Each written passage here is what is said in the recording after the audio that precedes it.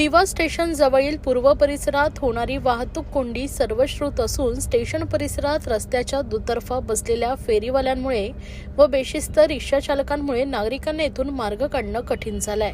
दिवा शहरात स्थायिक झालेला बहुतांशी नागरिक हा मध्यमवर्गीय असल्याने 90% पेक्षा जास्त नागरिक हा रेल्वेने प्रवास करतो।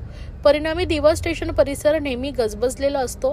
रेल्वे स्थानकात होणारी गर्दी व रेल्वे परिसरात रिक्षा, बस व छोटे मोठे व्यापार करणारे व्यापारी यामुळे या ठिकाणी नेहमीच अपघात घडण्याची शक्यता असते।